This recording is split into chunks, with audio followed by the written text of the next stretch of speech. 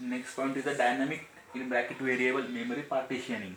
Okay, next point is the dynamic in bracket variable memory partitioning. Now here is the in fixed in bracket static partitions. We face the problems like number of partition with size of partition to minimize the external and internal fragmentations. Okay, now here we supposed to use variable partitions, then partition size may vary dynamically. Means what exactly, जेव्हा आपण fix म्हणजे static partition करतो त्यावेळी ज्या process त्या प्रोसेसचं fragmentation हे आपल्याला का इंटर्नल एक्सटर्नल फ्रॅगमेंटेशन हे आपल्याला का मिनिमाइज करायला लागतं बऱ्याच वेळा अशा. ठीक आहे, this is exactly a drawback in a static fixed partitions. Okay, now this kind of a drawbacks are overcome in a dynamic variable memory partitions. Okay, dynamic memory partitions मध्ये प्रोसेसचं फ्रॅगमेंटेशन हे आपल्याला डायनामिकली करायला लागतं. Dynamically म्हणजे काय की जेव्हा गरज असेल तेव्हाच फ्रॅगमेंटेशन करायचं, अदरवाईज फ्रॅगमेंटेशन करण्याची गरज नाही. आता प्रश्न असा आहे की फ्रॅगमेंटेशन म्हणजे काय की जेव्हा आपण एखादा प्रोसेस डिवाइड करतो, ठीक आहे, डिवाइड करतो त्याला काय बोलतात, फ्रॅगमेंटेशन्स बोलतात. पण ही गरज 100% पडते कुठं, स्टॅटिक आणि फिक्स मेमरी पार्टिशन्समध्ये. आता ही गरज शक्यतो पडत नाही कुठं, डायनामिक व्हेरिएबल मेमरी पार्टिशन्समध्ये. प्रोसेसचं फ्रॅगमेंटेशन हे डायनामिकली असतं, कधी गरज असते कधी गरज नसते.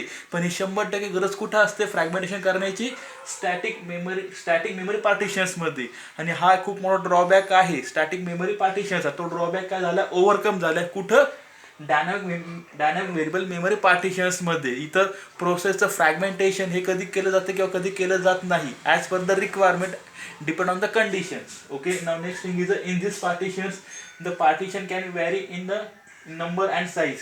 ह्या पार्टिशन्स मध्ये म्हणजे कोणत्या पार्टिशन्स मध्ये, डायनामिक व्हेरिएबल मेमरी पार्टिशन्स मध्ये प्रोसेस जे आहे ते प्रोसेस आणि त्याची साईज ही प्रॉपरली अलोकेट केली जाते. ठीक आहे, म्हणजे प्रॉपरली फिक्स केली जाते डायनामिकली जशी गरज असेल त्याप्रमाणे. ठीक आहे, now here memory allocated exactly the memory of process required. म्हणजे ह्या पार्टिशन्समध्ये जे काय प्रोसेस आहे त्या प्रोसेसची साईज किती आहे त्यानुसारच त्याला मेमरी अलोकेट केली जाते, त्यानुसारच त्याला मेमरी काय केली जाते, अलोकेट केली जाते. आता प्रत्येक प्रोसेसची साईज ही काय असते, कमी जास्त असते. ठीक आहे, एखाद्या प्रोसेस जास्त असेल त्याला तेवढंच मेमरी अलोकेट करावं लागेल. ठीक केली जाते. ठीक आहे, एखाद्या प्रोसेसची साईज जर कमी असेल त्याला तेवढंच मेमरी काय केली जाते, अलोकेट केली जाते. कुठं, डायनामिक मेमरी पार्टिशन्समध्ये. नाव इथं फिगर बघून घ्या, व्हेरिएबल पार्टिशनिंग. व्हेरिएबल पार्टिशन मध्ये काय आहे, OS 8M 4M 2M 1M म्हणजे हे पार्टिशन्स आहे, यांची मेमरी साईज काय फिक्स नाहीये, काय कमी जास्त आहे. ठीक आहे, ना इथं हा एक टेबल आहे, that particular table is a job queue table. Job numbers 1 2 3 4 memory, प्रत्येकाला किती मेमरी अलोकेट केली प्रत्येक जॉबला ते. ठीक आहे, इथं काय टाइम आहे. मग ह्या जॉब क्यूच्या टेबल नुसार पर्टिक्युलर OS एखादा जॉब काय करतं, सिलेक्ट करतं मेमरी अलोकेट करण्यासाठी. ठीक आहे, नाव ॲडव्हान्टेजेस बघून घ्या. Advantages, no internal फ्रॅगमेंटेशन्स.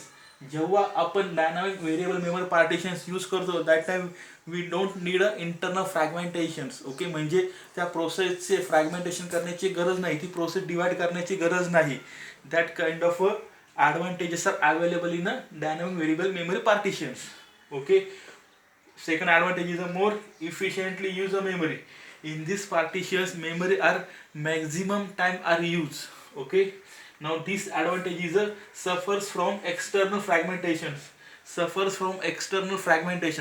Now these particular partitions are suffers, or just a problem is that the external fragmentations. Okay, now next disadvantage is it's a complex method. This kind of a method is a very complex method or a complicated or sophisticated method as compared to a fixed memory partitions. Okay, this is a simple explanations of a dynamic memory variable partitions. I hope you all of you understand this concept. If you any doubt, please ask me by message or call.